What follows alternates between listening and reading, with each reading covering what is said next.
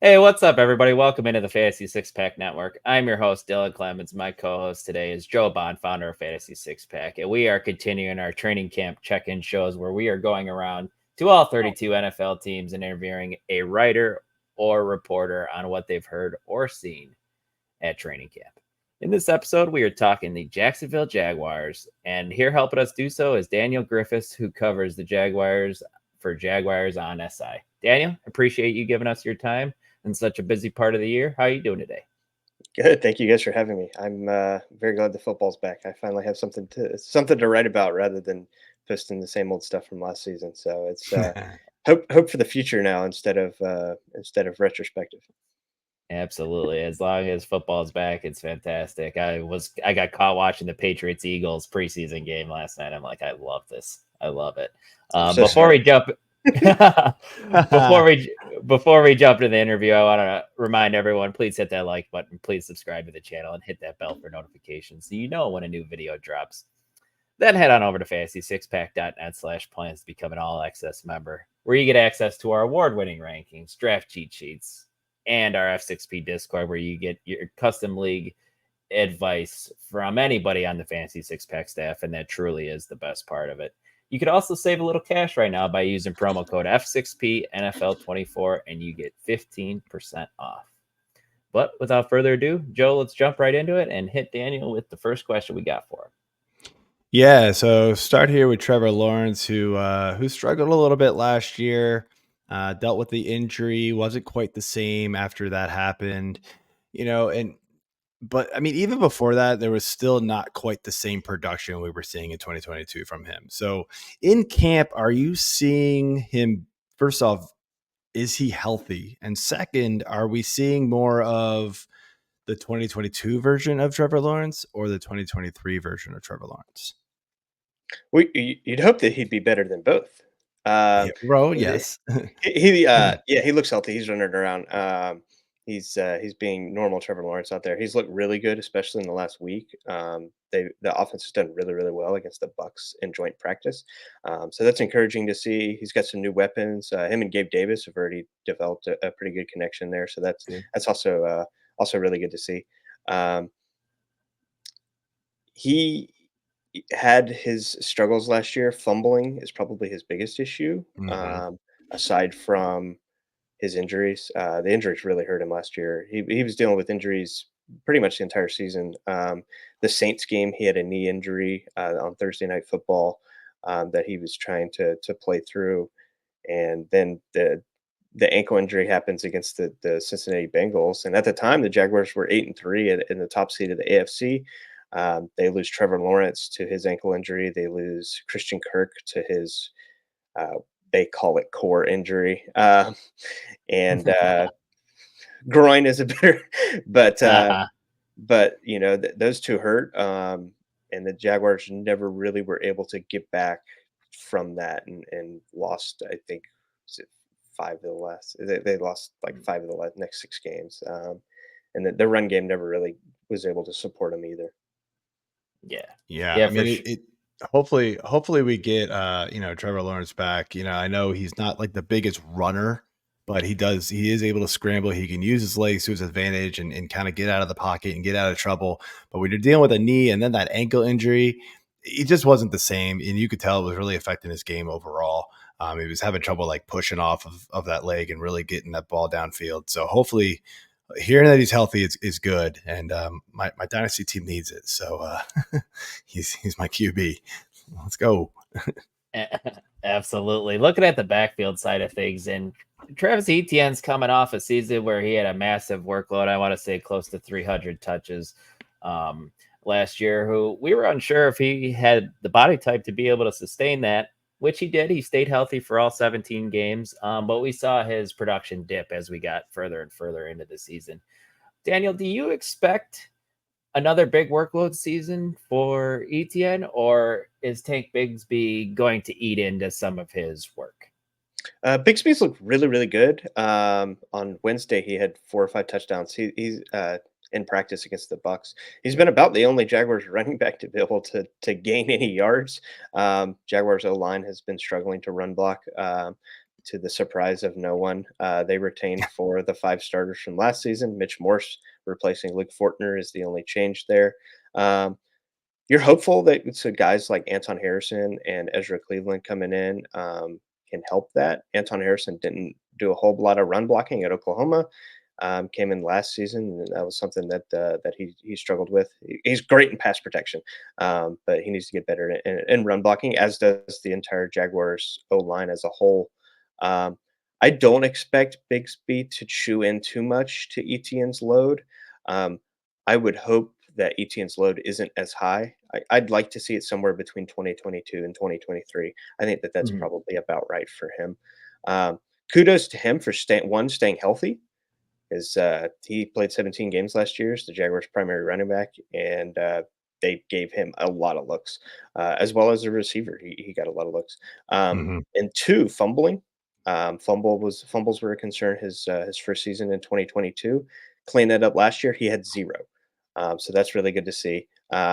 Doesn't matter too much fantasy wise, a little bit, Mm. but Keeps you on he's the field for sure. yeah. He looked for as poor as the Jaguars' run game was, he did look confident last year. He's one of 2 running backs to have 1,400 yards from scrimmage each of the last 2 seasons, Christian McCaffrey being the other. Testament to his Mm. workload as well as his ability to stay healthy, and even when, the Jaguars' run game is about as efficient as, the league's worst offense running the game. They were terrible last year.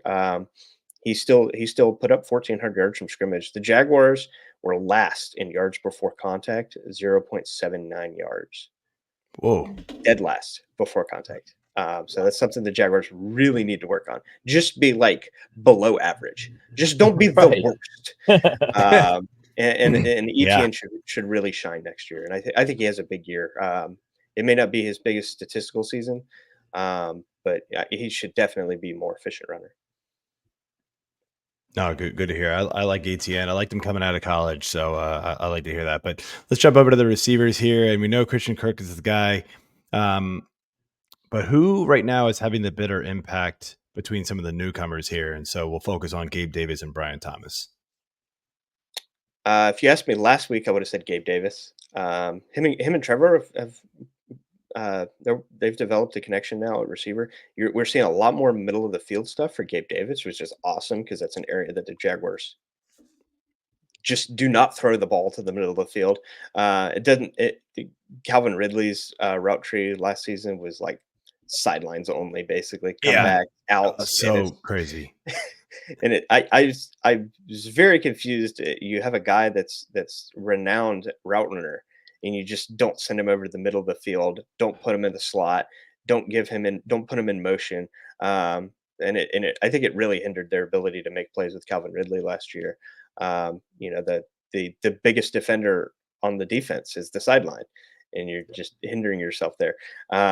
But seeing some middle of the stuff field from Gabe Davis is really awesome to see. He's primarily been a um, big play guy for the Bills, and I'm hoping that the Jaguars can work him into being a more consistent part of the offense than the Bills did.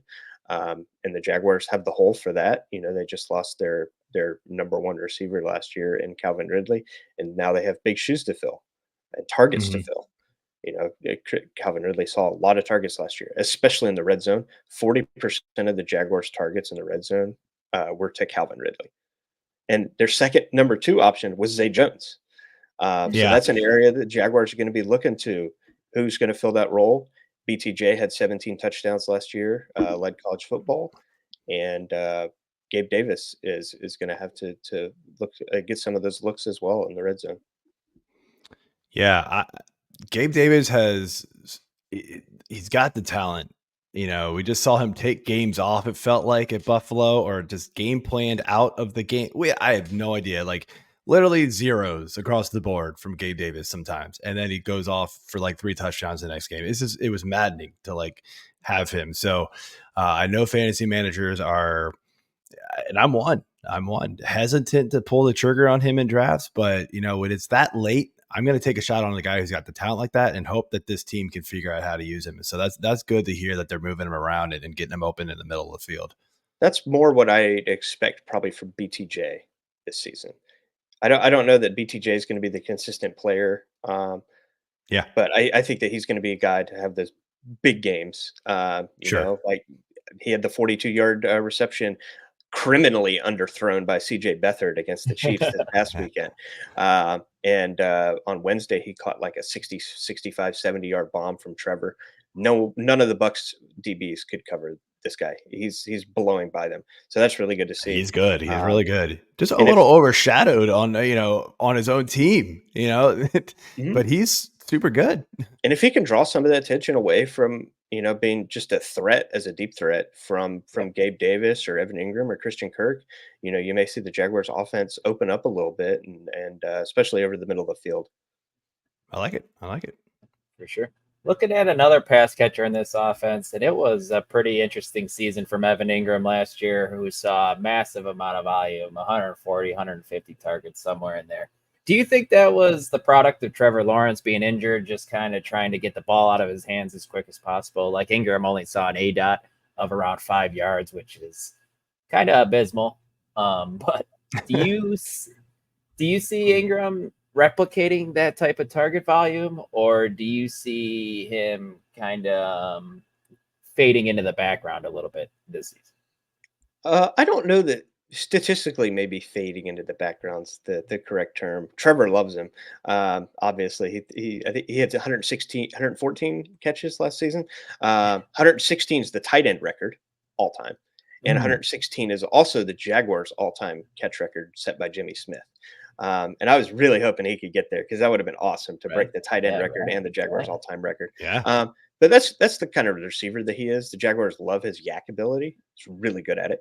Um, he's one of the best tight end yak receivers in the NFL. And the Jaguars' run game really struggled last year, and they kind of pivoted towards Evan Engram on screenplays and short yardage plays to be able to pick up some short yards on early downs. And he was awesome for that. He's never going to be the touchdown guy that a lot of other tight ends are. That's not really his game. I think he had 4 last season, and the majority of them came after um, some of the injuries to the receivers. So I think with 2 new receivers, BTJ and Gabe Davis coming into the offense, Trevor Lawrence being healthy, I'd like to see the offense open up a little bit and maybe Evan Ingram statistically takes a back seat, but I think he's going to be equally important this year to the offense. Um, you may see something similar to his 2022 production, 800 yards. I think he was in the high sevens. So maybe you see 850. I don't think you see the 900 and change that you saw this year, but he's still a focal point of the offense and somebody that really helps the Jaguars have confidence moving the ball downfield, especially in those short yardage situations. Fair. It seems like his targets, the sweet spot is kind of 100 to 115, somewhere in there. I feel like it's going to settle And into that's one. fine. Yeah, absolutely. That's fine for Let's me. just get him in the end zone a little more. Like it took him till like what? Like it felt like week 12 to score. It was Yeah, something like crazy. that. Yeah, well, Trevor didn't have a lot of touchdowns early on because the Jaguars were giving Travis Etienne looks, Yeah. as well as Trevor gets some Mhm. touchdowns as a runner. Um, and the Jaguars were doing really well, and then it kind of fell off there the second half of the year. Yep. Yep. All right, so to finish off here, we are a fantasy focused channel and site, so we've got to make one question at least kind of fantasy focused here. And so what we've been asking all the beat writers about is who is a player that is that you're seeing at camp that is going to surprise people this season, good or bad, that fantasy managers need to know about. Um, I personally wouldn't probably. The potential's so high for BTJ, but rookie receivers, especially in Jacksonville, I don't know how much confidence I'd have in picking him. Christian Kirk's an interesting one. I love Christian Mhm. Kirk. Before camp started, I was like, okay, Christian Kirk looks like the go-to guy for the Jaguars offense this season. Um, and then recently in camp, I've been like, oh, okay, Gabe Davis and BTJ both look pretty good. Um, Mhm. and something else to note is Christian Kirk just doesn't see the field in 12 and last preseason and this preseason, he hasn't seen snaps in 12 personnel. Oh, And he also wasn't seeing snaps in 12 personnel before Zay Jones got injured last season. So that's something to keep in mind of. If the Jaguars have 2 tight end sets, Christian Kirk is probably not going to be on the field. And that's going to diminish interesting. his value, obviously. So the Jaguars have run BTJ and Gabe Davis as their 2 starting receivers in 12 personnel sets.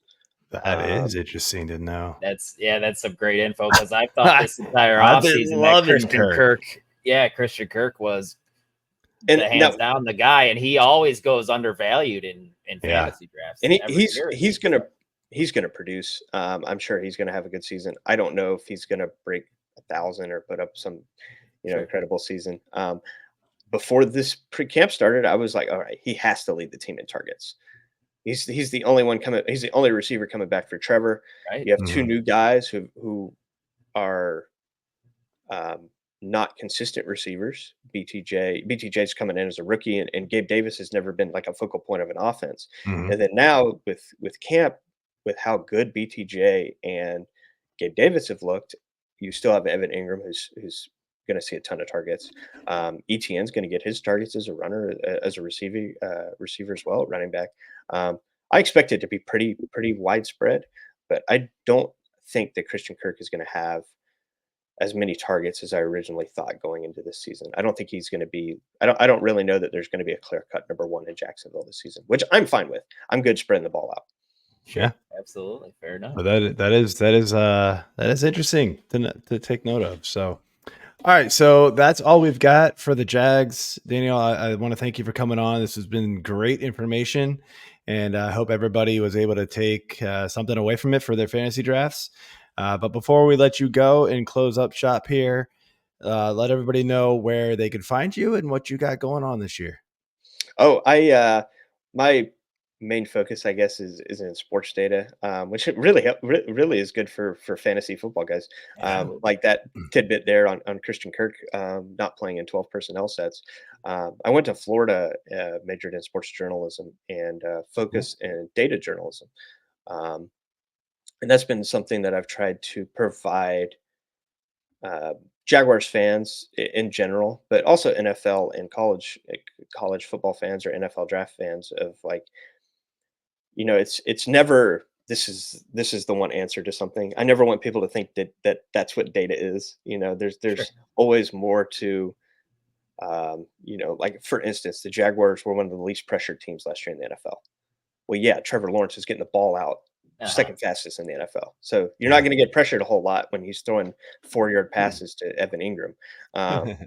They had the 4th fastest time to pressure allowed of any team. So it works both ways. So there's always context, but I just try to provide fans with some context of, hey, Jaguars really seem like they're struggling on 4th down. Is this true? Or 3rd down or 2nd down, or Trevor Lawrence is shredding like cover 3, or whatever the interesting tidbits of data I can find to provide context to fans, and a little bit more, proving some things right, as well as proving some things wrong, or providing context for that at least. I write as well at Jaguars on SI, working with John Shipley. He's awesome, and I have a great time using my data to support my articles. But on Twitter, or X, do you guys call it X? I call it Twitter still. I can't. Okay, yes. I just can't call it a 1-letter name. At Dan D. Griffis. Yeah, it doesn't really roll off the tongue. No. But I appreciate you guys having me on. I had an awesome time talking Jaguars offense. Yeah, awesome, man. And hopefully we can do it again. This was again great stuff. Thanks. Have a good one, man. You guys too. Thank you. All right, so that's it for the Jaguars. Hope you guys liked it, and again, could take some of this information and use it in your draft preparation. I know I will be, especially that Christian Kirk tidbit at the end. That was great. I was like, oh, I didn't realize that. But yeah, we've got the rest of these on the channel. Make sure you subscribe, hit that little bell that Dylan keeps talking about, and then check out the playlist wherever you're watching and listening. So check you later.